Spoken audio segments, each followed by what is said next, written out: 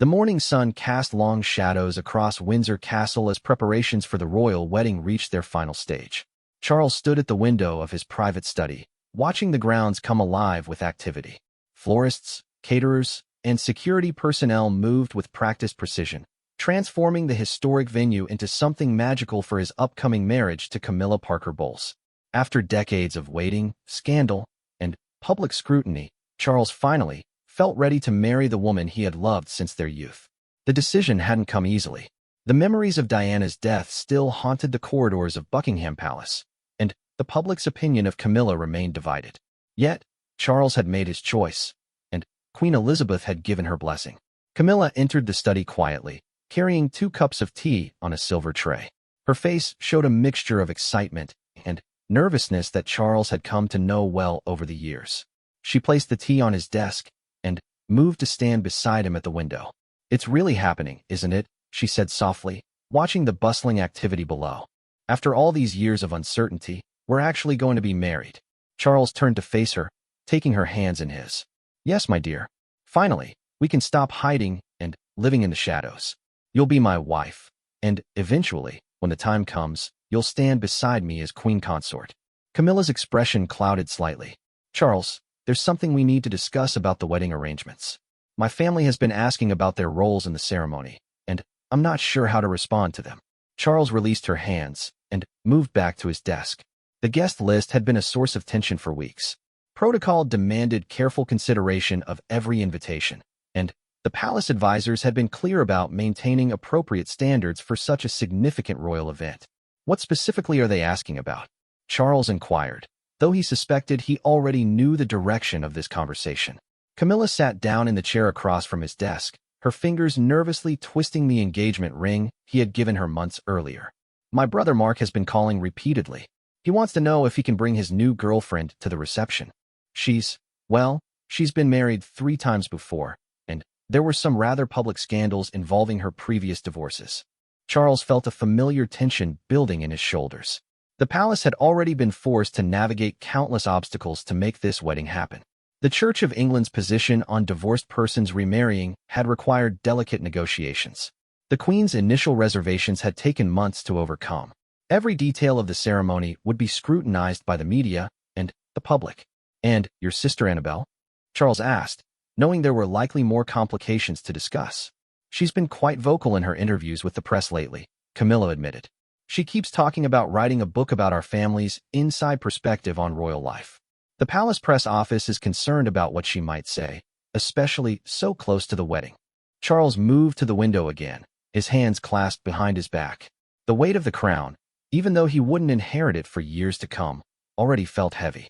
Every decision carried consequences that rippled far beyond personal preferences. "The guest list has already been finalized," he said carefully. "The palace advisors have worked extensively with protocol officers to ensure everything proceeds smoothly. We cannot afford any complications that might overshadow the significance of this day." Camilla's face fell, but she nodded in understanding. She had known this day would come, when the realities of royal life would require difficult choices. "What should I tell them?" Charles turned back to face her, his expression gentle but firm. "Tell them that this is a small, private ceremony with limited space. The focus must remain on the solemnity and dignity of the occasion. There will be other opportunities for family celebrations. But, Charles, Mark is my only brother. We've been through so much together over the years. And Annabelle, despite her faults, has always supported my relationship with you, even during the darkest times." The prince felt the familiar pull between his personal desires and his royal duties. Throughout his life, he had been forced to choose between what he wanted and what was expected of him. This wedding represented one of the few times he had been able to follow his heart. But, even now, compromises were necessary. "I understand how difficult this is for you," he said, moving to sit beside her. "But we must think about the larger picture. This wedding represents not just our personal happiness, but the stability of the monarchy itself. Every guest, every detail, every moment will be analyzed by historians for generations to come." Camilla leaned back in her chair, closing her eyes briefly. When she opened them, there was a resigned acceptance in her expression. "You're right, of course. I just hope that after all these years of criticism and public scrutiny, we might be able to have one day that felt normal." Normal is a luxury we cannot afford, Charles replied gently. But that doesn't mean this day will be any less meaningful. The people who matter most will be there. William and Harry have both agreed to attend and support our marriage. The Queen has given her blessing. The Archbishop is prepared to perform the ceremony. These are the elements that truly matter. A knock at the door interrupted their conversation. Charles's private secretary entered with a stack of papers requiring his immediate attention. The wedding was still several days away, but the machinery of royal protocol continued its relentless pace. Sir, we need your final approval on the seating arrangements for the reception, the secretary announced. There have been several last-minute changes requested by various diplomatic offices. Charles glanced at the papers, then at Camilla, who was staring out the window with a distant expression. The weight of unspoken decisions hung in the air between them. Give us a few more minutes, Charles told his secretary. Then, we'll review everything together.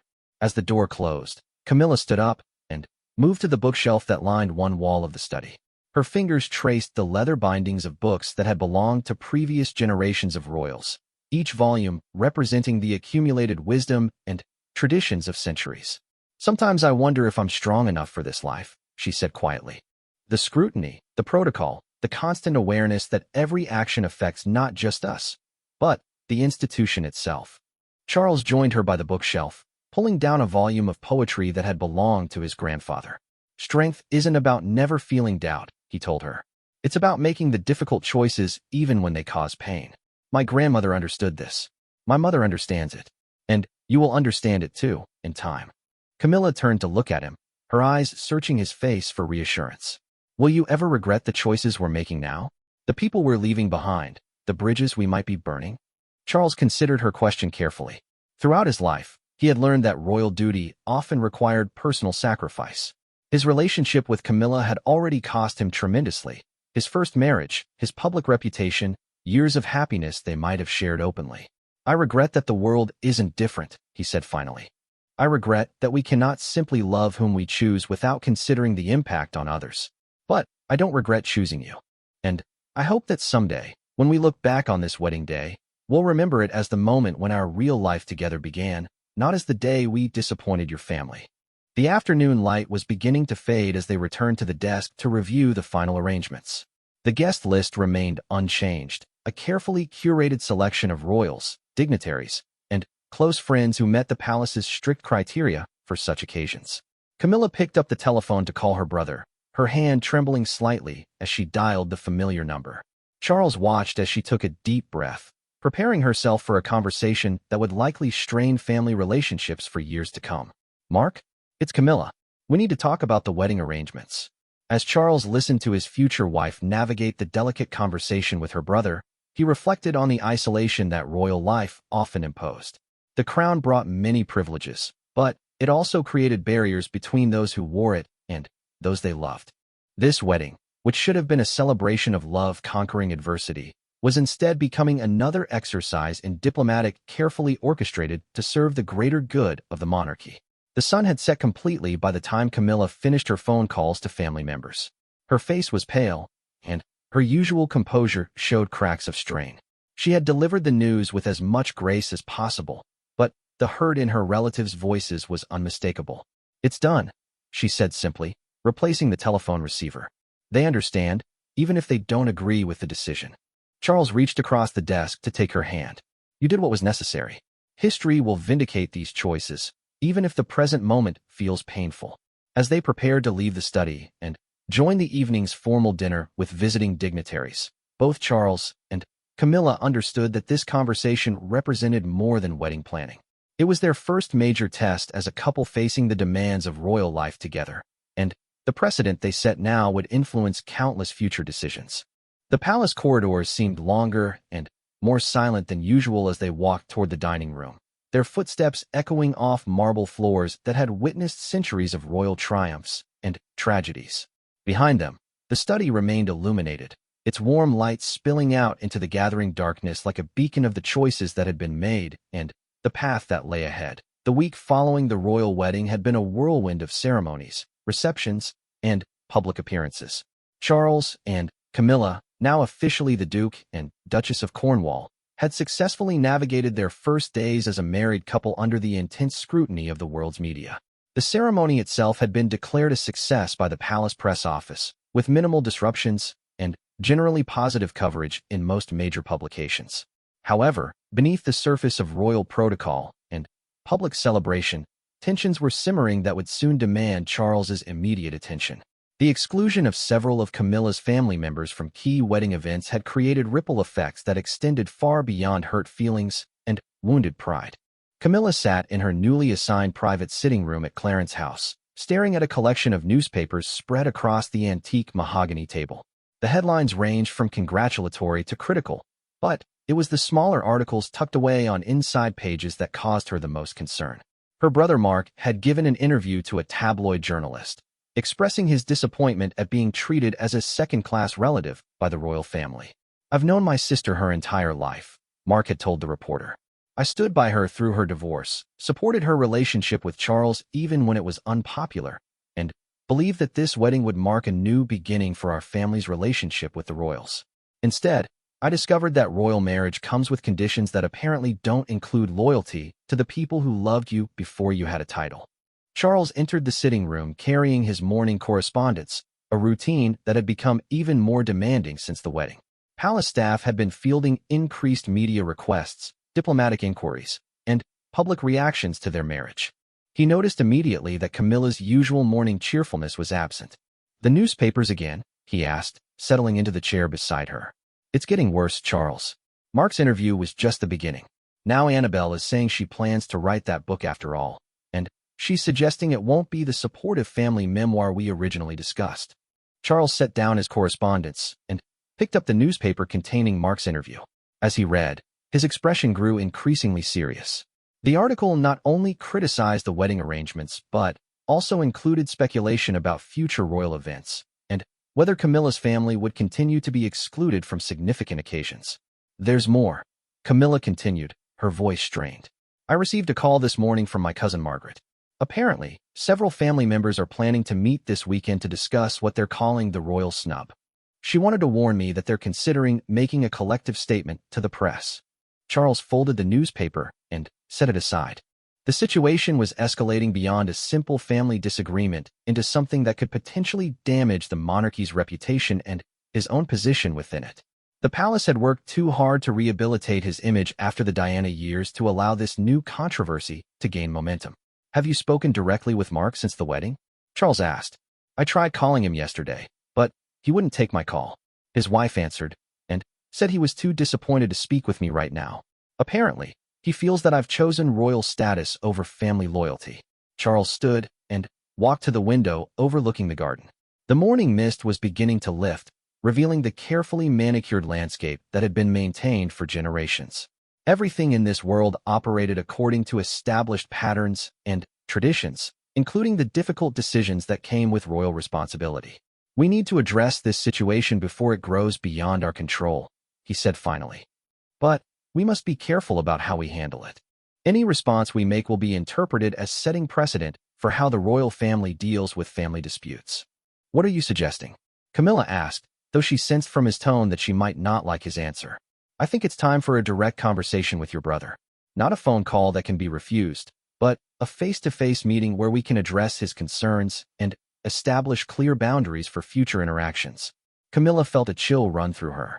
"Charles, if you're planning to meet with Mark, you need to understand that he's not easily intimidated. He's angry, and when he's angry, he doesn't always consider the consequences of his words." "Then, perhaps it's time he learned about consequences," Charles replied, his voice carrying the authority that came with his position.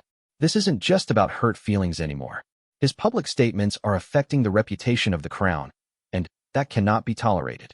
2 days later, Mark Parker Bowles received an unexpected invitation to join Charles for lunch at Highgrove, the prince's private country estate. The invitation, delivered by a palace courier, was worded politely but left no doubt that attendance was not optional. Mark had initially considered refusing, but his wife convinced him that a direct confrontation might be the only way to resolve the growing family rift. The drive to Highgrove took Mark through the Gloucestershire countryside that he and Camilla had explored as children. The familiar landscapes brought back memories of simpler times, when royal connections were just fascinating stories their sister shared rather than barriers that separated family members from each other. Charles greeted Mark personally at the entrance to the main house, a gesture that was both welcoming and calculated to demonstrate the significance he placed on their conversation. They exchanged pleasantries about the drive and the weather, but both men understood that this was merely a prelude to more serious discussion. "I thought we might take our lunch in the garden room," Charles suggested, leading Mark through the house toward a glass-enclosed space that overlooked the organic gardens he had spent years developing. "It's more private there, and we can speak freely." The lunch was served by discreet staff members who retreated as soon as the food was placed. Charles had chosen the menu carefully, simple, traditional English fare that would create a comfortable atmosphere without appearing overly formal or intimidating. "Mark, I want to begin by acknowledging that the wedding arrangements were difficult for your family," Charles said as they began eating. "Camilla was deeply troubled by the decisions we had to make, and I know you feel that she chose royal protocol over family loyalty." Mark set down his fork and looked directly at Charles. "That's exactly what she did. My sister spent years being criticized by the press and the public for her relationship with you. Our family supported her through all of that, defended her when others attacked her character, and believed that marriage would finally give us all a chance to move forward together." "I understand your disappointment," Charles replied carefully, "but I hope you can also understand the position we were in. A royal wedding isn't simply a family celebration. It's a state occasion that affects the reputation and stability of the monarchy itself." "So our family's reputation doesn't matter?" Mark's voice was rising slightly. "Our feelings don't count because we don't have titles?" Charles set down his own utensils and leaned back in his chair. The conversation was proceeding exactly as he had anticipated, and now it was time to address the real issue at hand. "Mark, I want to be completely honest with you about something. Your sister's marriage to me has elevated her to a position where her actions, and by extension your family's actions, will be scrutinized by the world's media for the rest of our lives. Every statement you make, every interview you give, every book proposal or public appearance becomes part of the royal story." "Are you threatening me?" Mark asked, his anger becoming more apparent. "I'm explaining reality," Charles replied firmly. "The interview you gave last week has already been picked up by international media. Your sister is receiving criticism for my decisions about the wedding guest list. Your family's planned meeting this weekend is being monitored by journalists who hope to turn any statement into a scandal." Mark pushed back from the table, his face flushed. "So what are you saying? That we should just disappear? Pretend we don't exist so we don't embarrass your precious royal family?" Charles remained calm, though he could feel the tension in the room reaching a critical point. "I'm saying that your family needs to understand the new reality of your relationship with the crown. Camilla is no longer just your sister. She's the Duchess of Cornwall, and someday she'll be queen consort. Your actions affect her position and the stability of the monarchy. And if we refuse to accept these conditions?" Mark asked, standing up from his chair. Charles stood as well, his height and bearing suddenly seeming more imposing. "Then, you'll find that the royal family can be very effective at protecting itself from those who choose to work against its interests." The words hung in the air between them like a challenge. Mark stared at Charles for a long moment, seeing perhaps for the first time not the man who loved his sister, but the future king who would brook no threats to his authority. "You're asking me to choose between my family and my family," Mark said quietly. "You want me to pretend that my sister's happiness is more important than my own dignity?" "I'm asking you to consider the consequences of your choices," Charles replied. "Not just for yourself, but for Camilla, who loves you despite everything that's happened." Mark moved toward the window, looking out at the gardens that represented Charles's personal retreat from royal duties. "What exactly are you offering in return for our silence?" "I'm offering you the opportunity to maintain a relationship with your sister without destroying her new life. Family gatherings, private celebrations, personal visits, these can all continue. But public statements, media interviews, and book deals must stop. And if family members refuse to accept these terms?" Charles joined Mark at the window, both men looking out at the peaceful landscape. "Then, they'll discover that access to the royal family is a privilege that can be withdrawn." The conversation continued for another hour, with both men carefully negotiating the boundaries of their new relationship. By the end of lunch, Mark understood that his sister's marriage had fundamentally changed the dynamics of their family, and that future interactions would require careful consideration of royal protocol and public perception.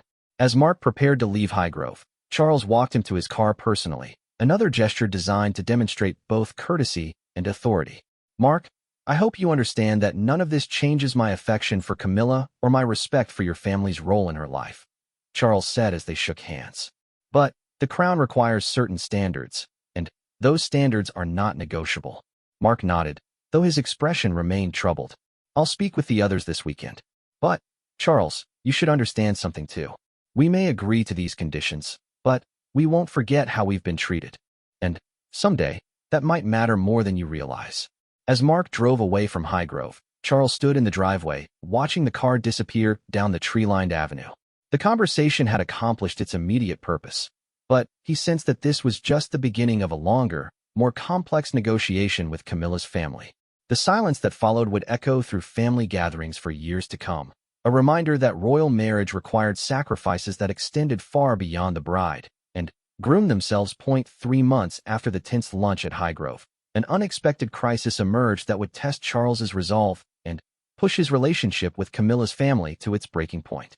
Annabelle Elliott, Camilla's younger sister, had not only proceeded with her book proposal but had secured a substantial advance from a major publishing house for a memoir titled My Sister, the Duchess, an inside look at royal life. The news reached Charles through his private secretary during a routine morning briefing at Clarence's house. The publishing deal had been announced in the literary trade magazines, complete with promotional material describing the book as an unprecedented insider's perspective on the royal family's most controversial marriage. Charles set down his coffee cup with deliberate control, though those who knew him well would have recognized the slight tension in his jaw as a warning sign of his growing anger. When is the publication date? He asked quietly. According to the announcement, sir, they're planning a release to coincide with the first anniversary of your marriage.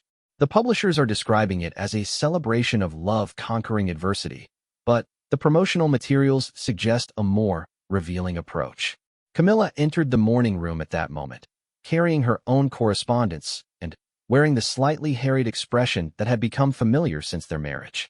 The constant schedule of royal engagements, combined with the ongoing family tensions, had taken a visible toll on her usual composure. Good morning, darling, she said, kissing Charles's cheek before noticing the serious expressions on both men's faces. What's happened now?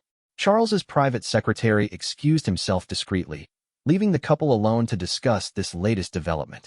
Charles handed Camilla the press clipping about her sister's book deal, watching her face carefully as she read the announcement.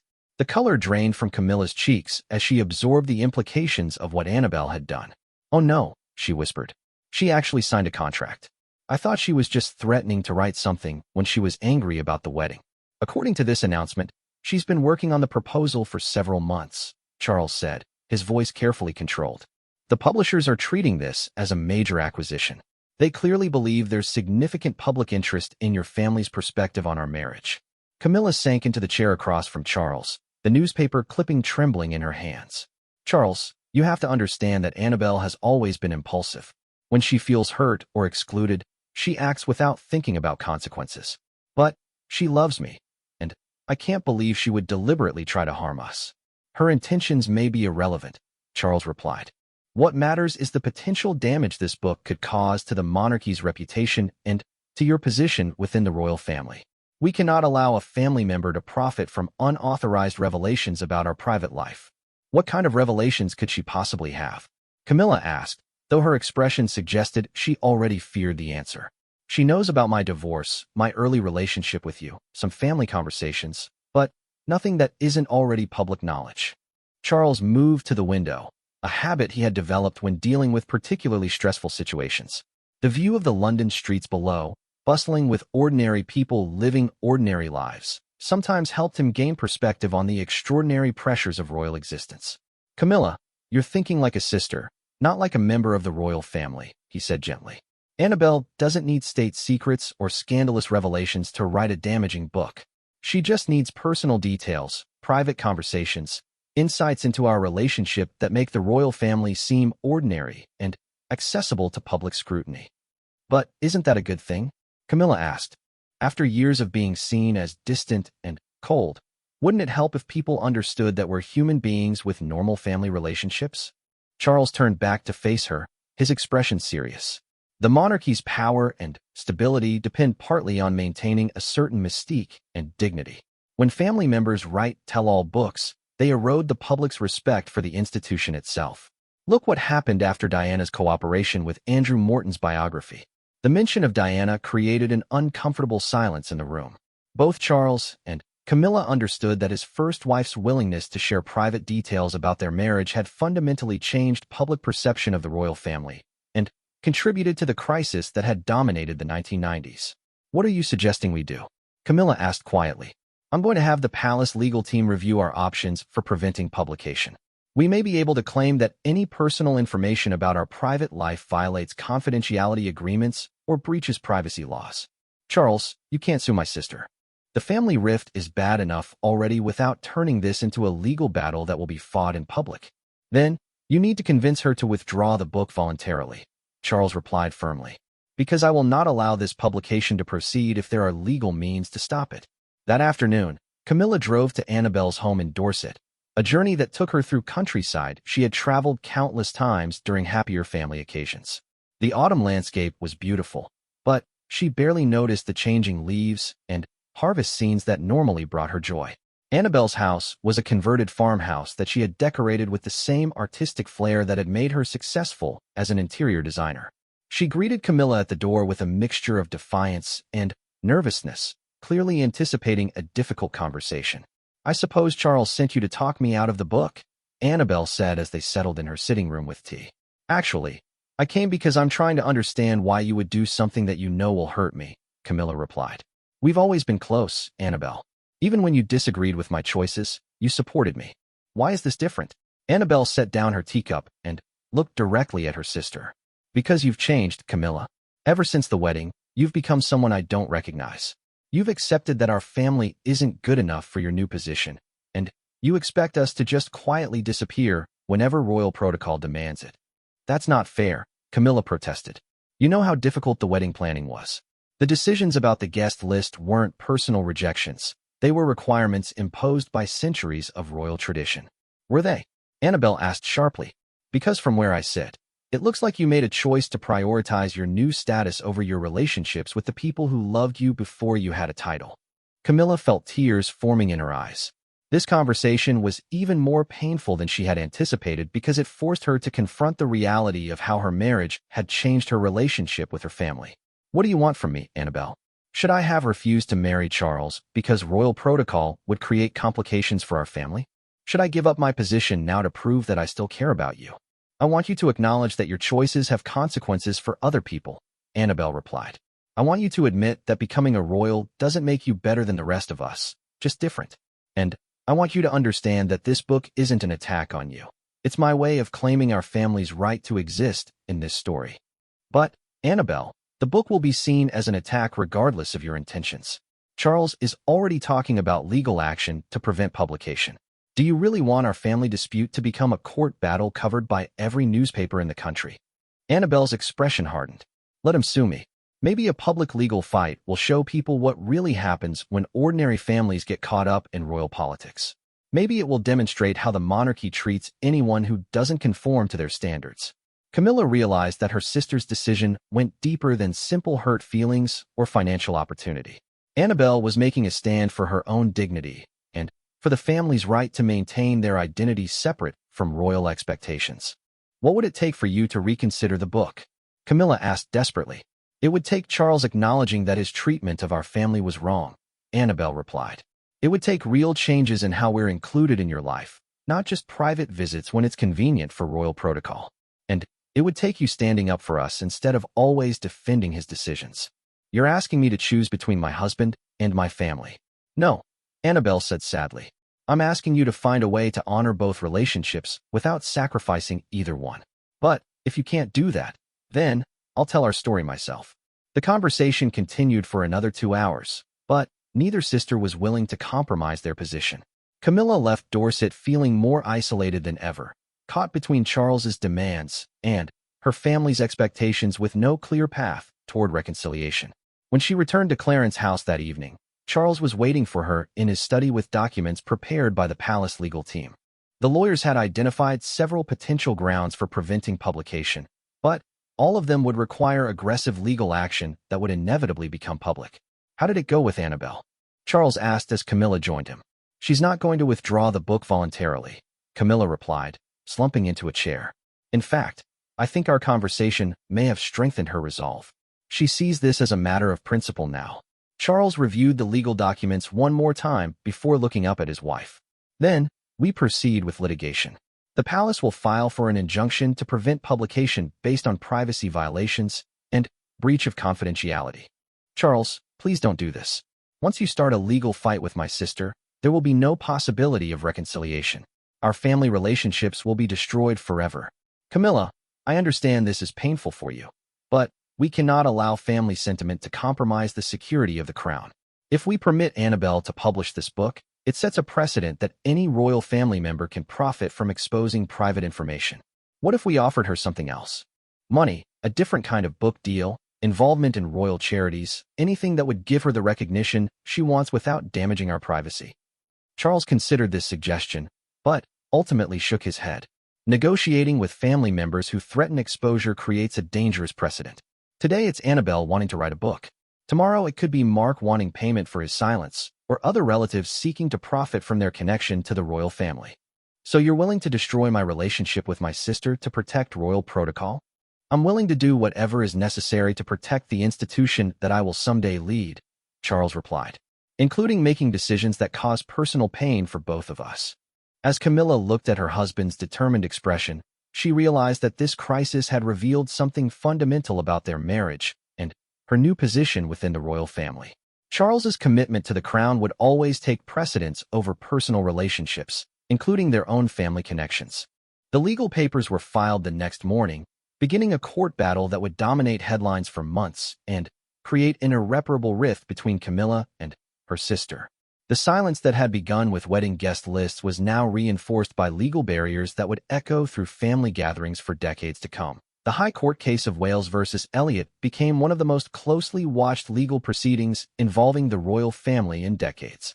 Charles, represented by the Crown's most prestigious barristers, sought an injunction to prevent publication of Annabelle's memoir on grounds of privacy breach, confidentiality violations, and potential damage to the constitutional monarchy. Annabelle, meanwhile, had secured representation from a firm specializing in press freedom and human rights cases. Her legal team argued that the book represented legitimate family history and that preventing its publication would set a dangerous precedent for royal censorship of free expression. The case attracted intense media attention from around the world. Court reporters filled the gallery each day, broadcasting every detail of the legal arguments to a public fascinated by this unprecedented glimpse into royal family dynamics. What should have been a private family disagreement had become a constitutional crisis that raised fundamental questions about the balance between royal privacy and democratic transparency. Camilla found herself in the impossible position of being the central figure in a case where she was neither plaintiff nor defendant, but rather the person whose life and relationships were being dissected by lawyers, judges, and journalists. She attended every hearing, sitting in the gallery and watching her husband and sister battle over the right to control her story. The royal legal team's strategy focused on establishing that Annabelle's proposed book would violate established privacy laws and breach the confidentiality that royal family members could reasonably expect in their personal relationships. They argued that allowing family members to publish intimate details about royal marriages would make normal family life impossible for future generations of royals. Your Lordship, Charles's lead barrister argued during the opening statements. The defendant seeks to profit from private conversations and intimate family moments that occurred within the reasonable expectation of confidentiality. No family, royal or otherwise, could function if every private conversation might later become the subject of commercial publication. Annabelle's defense team countered that the royal family's public role meant they could not claim the same privacy expectations as ordinary citizens. They argued that the book would provide valuable historical context about a significant royal marriage and that preventing its publication would amount to unconstitutional censorship. The plaintiff cannot have it both ways, Annabelle's barrister argued. He cannot use public funds, public ceremonies, and public institutions to celebrate his marriage while simultaneously claiming that the personal aspects of that same relationship are beyond public scrutiny. As the case proceeded through its preliminary hearings, details of the proposed book began to emerge through court documents and legal filings. The content was more revealing than Charles had initially feared, including private conversations about his relationship with his sons, intimate details about the couple's courtship during his first marriage, and Annabelle's personal observations about how royal protocol affected family dynamics. One particularly damaging excerpt, read aloud in court by Annabelle's lawyers, described a family dinner where Charles had allegedly criticized his son William's choice of girlfriend, expressing concern about how Catherine Middleton's ordinary background might affect the monarchy's image. Another passage detailed Camilla's private struggles with public criticism and her consideration of ending the relationship to protect Charles's reputation. Each revelation in court was immediately reported by the media, creating exactly the kind of public exposure that Charles had sought to prevent through legal action. The irony was not lost on court observers that the attempt to maintain privacy was resulting in far more detailed public discussion of royal private life than the book might have generated on its own. The proceedings took an unexpected turn when Charles himself was called to testify about the circumstances surrounding his marriage and the decisions about wedding arrangements that had triggered the family dispute. For the first time in modern history, a senior member of the royal family was subjected to cross-examination in open court. Under questioning from Annabelle's barrister, Charles was forced to defend the exclusion of Camilla's family members from wedding events and to explain the reasoning behind various protocol decisions that had caused offense. "Sir Charles," the barrister asked, "when you decided that Mrs. Parker Bowles's brother could not bring his girlfriend to the wedding reception, did you consider how this decision would affect family relationships?" "I considered all relevant factors," Charles replied carefully. "The wedding was a state occasion that required adherence to established protocols regarding guest suitability and diplomatic considerations. And did you personally make this decision, or were you following advice from palace officials?" "All decisions regarding the wedding were made jointly by my wife and myself, in consultation with appropriate advisors. But the ultimate authority for excluding family members rested with you." Charles paused, understanding that his answer would have significant implications for both the legal case and his relationship with Camilla. "Yes, the final decisions were mine. And do you now believe those decisions were correct?" "I believe they were necessary to maintain the dignity and security of the occasion." The barrister pressed further. "Sir Charles, you are asking this court to prevent Mrs. Elliot from describing her family's experience of those decisions. Are you not, in effect, seeking to suppress criticism of your own actions?" "I am seeking to protect the privacy of personal family matters that have no legitimate public interest." "But if your decisions affected Mrs. Elliot's family relationships, don't they have a right to tell their side of the story?" Charles looked across the courtroom at Annabelle, seeing in her expression a mixture of determination and sadness that reminded him of Camilla's own conflicted emotions about the case. "Personal relationships sometimes require difficult choices," he said finally. "But those choices, and the private conversations surrounding them, should not become commercial entertainment for public consumption." Camilla's own testimony, delivered several days later, proved even more emotionally charged. She was questioned extensively about her relationship with her sister, the wedding planning process, and her awareness of how royal protocol would affect her family relationships. Under oath, Camilla admitted that she had known her family members would be hurt by some of the wedding decisions, but maintained that she had believed they would understand the constraints imposed by royal tradition. "Mrs. Wales," Annabelle's barrister asked, "did you ever tell your sister that your marriage would change your relationship with your family?" "I told her that my life would change, but I hoped our personal relationships would remain the same." "But you knew that your new position would impose certain restrictions on family interactions?" "I knew there would be adjustments required." "And when your sister expressed her intention to write about your family's experiences, did you ask your husband to pursue legal action to stop her?" Camilla glanced at Charles before answering. "I asked him to consider other alternatives first." "But you did not oppose the legal action once he decided to proceed." "I supported my husband's decision to protect our privacy." "Even though that decision effectively ended your relationship with your sister?" The question hung in the air as Camilla struggled to find words that would be both truthful and protective of her marriage. Finally, she answered quietly, "I hope that someday we would find a way to reconcile our differences." The emotional impact of this testimony was evident throughout the courtroom. Annabelle was seen wiping tears from her eyes, while Charles maintained his stoic composure despite the obvious strain of watching his wife's painful testimony. The case reached its climax when the judge announced that he would need to review the complete manuscript of Annabelle's book before making his final ruling. This development meant that the most intimate details of the royal marriage would be scrutinized by the court, even if they were ultimately protected from public release. During the week-long recess while the judge reviewed the manuscript, Charles and Camilla retreated to Balmoral, seeking privacy and perspective away from the London media circus. The Scottish Highlands provided a temporary refuge, but both understood that their lives had been fundamentally changed by the court proceedings. "Do you regret pursuing legal action?" Camilla asked one evening as they walked through the estate grounds. "I regret that it became necessary," Charles replied. "But I cannot regret protecting the institution that I serve, even if it cost us our relationship with my family." Charles stopped walking and turned to face his wife. "Camilla, you knew when you married me that royal life would require sacrifices. Some of those sacrifices are personal, and some of them are painful. But they're the price we pay for the privileges and responsibilities that come with our position." "I knew there would be sacrifices," Camilla said sadly. "I just didn't realize how final they would be." When the court reconvened, the judge delivered a ruling that satisfied neither side completely. He granted a limited injunction that prevented publication of specific passages containing private conversations and intimate family details, but allowed Annabel to proceed with a substantially revised version of the book that focused on her general observations about royal life rather than specific personal revelations. The ruling established important legal precedents about the boundaries between royal privacy and public interest, but it also ensured that the family rift would continue indefinitely. Annabel could publish her book, but the legal battle had destroyed any possibility of reconciliation between the sisters. As Charles and Camilla left the courthouse after the final hearing, they were confronted by a crowd of reporters seeking their reaction to the judge's decision.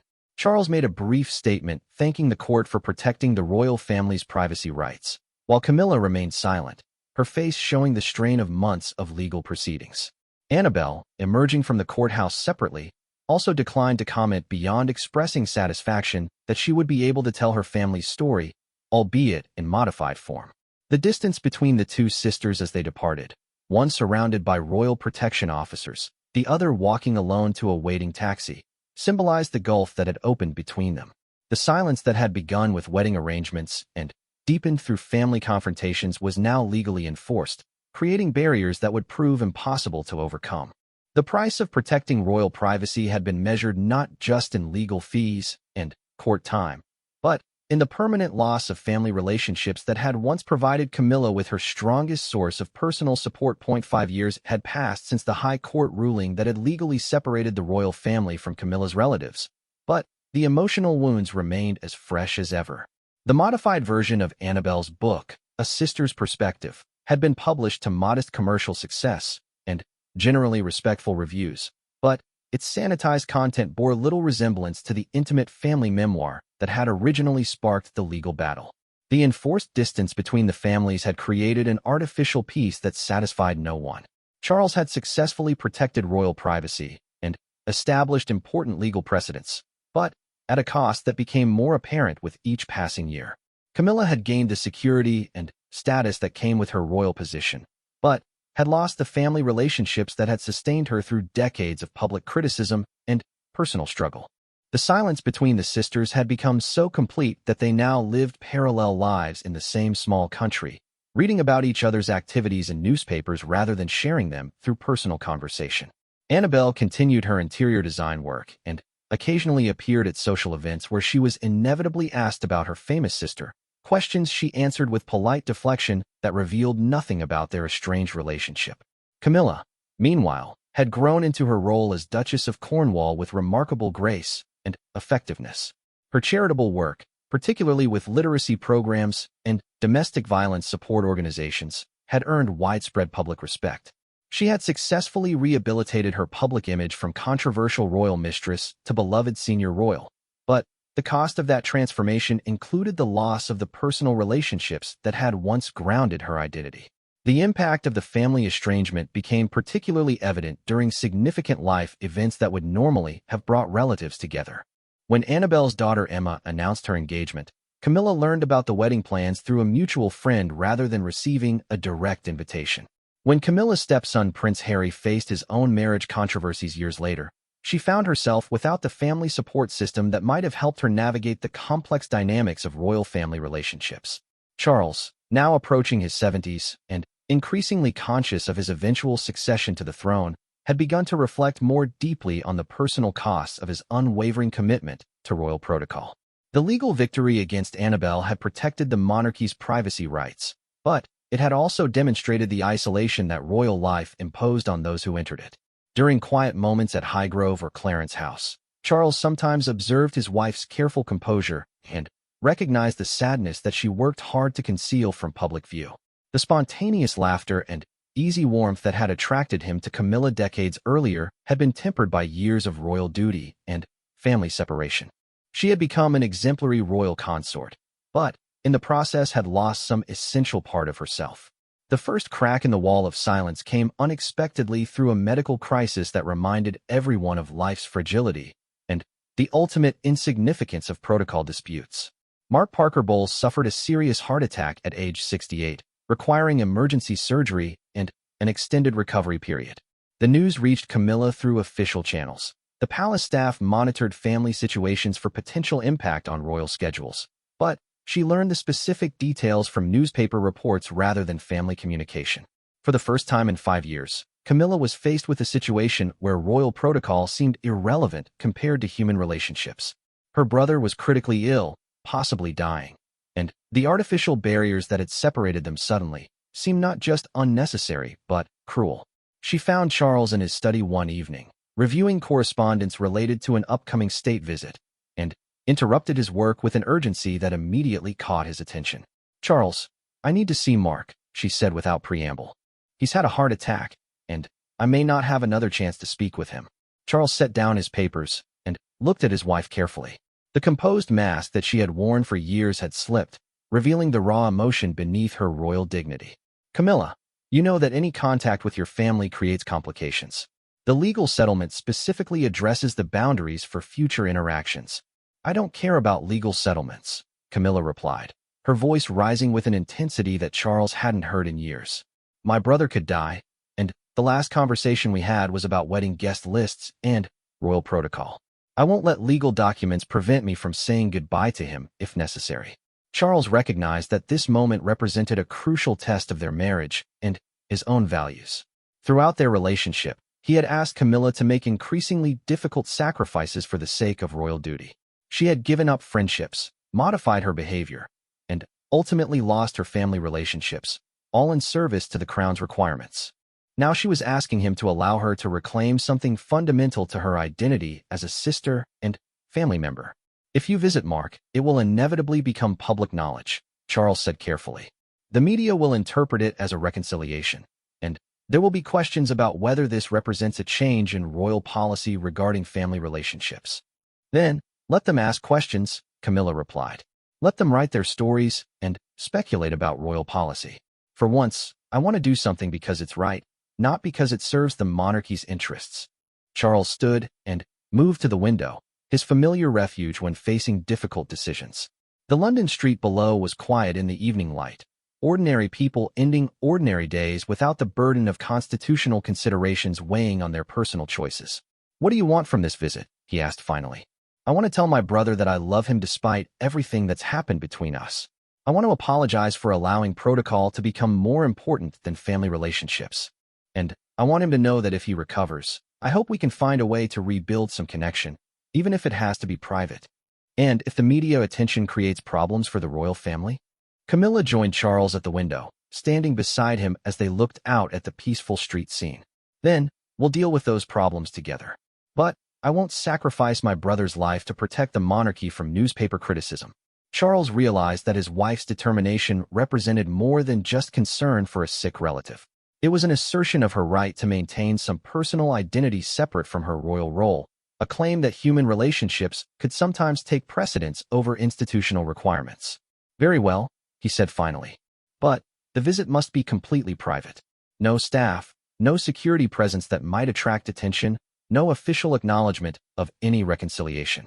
You go as Camilla Parker Bowles visiting her brother, not as the Duchess of Cornwall making a royal gesture." The next morning, Camilla drove herself to the private hospital where Mark was recovering, using a modest personal car rather than any vehicle associated with royal transport. She had not seen her brother in 5 years, and the changes in his appearance, The weight loss, the hospital equipment, the fragility that replaced his former robust energy, shocked her more than she had expected. Mark was awake, but weak when she entered his room. The surprise and confusion in his eyes gradually gave way to something that might have been relief or gratitude. "Camilla," he whispered. "I didn't expect. The nurses said I had a visitor, but I thought it might be Emma or one of the grandchildren." "Hello, Mark," she replied softly, approaching the bed cautiously. "I heard about your surgery. I wanted to see how you were recovering. Does Charles know you're here?" "Yes, he knows. And he understands why I needed to come." Mark closed his eyes briefly, and when he opened them again, there were tears forming. "I've missed you, sister. I've missed our conversations, our arguments, even our disagreements about your royal husband."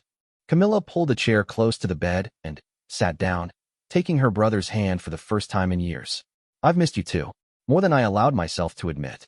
I kept telling myself that royal duty required these sacrifices, but I never stopped wishing things could be different." They talked for nearly 2 hours, carefully avoiding the specific issues that had divided them while focusing on shared memories, family updates, and mutual expressions of regret about the years of separation. Mark told her about his grandchildren's achievements, his retirement from his business, and the small pleasures of ordinary life that had filled his days while she had been occupied with royal duties. Camilla shared what she could about her own life, the charitable work that brought her genuine satisfaction, her growing comfort with public speaking, and her appreciation for the stability that marriage to Charles had provided after years of uncertainty and criticism. "Do you regret marrying him?" Mark asked during a quiet moment in their conversation. Camilla considered the question carefully. "No, I don't regret the marriage. I love Charles, and I believe we're good for each other. But I regret some of the choices we made about how to protect that marriage. I regret letting protocol become more important than family relationships." "And what happens now?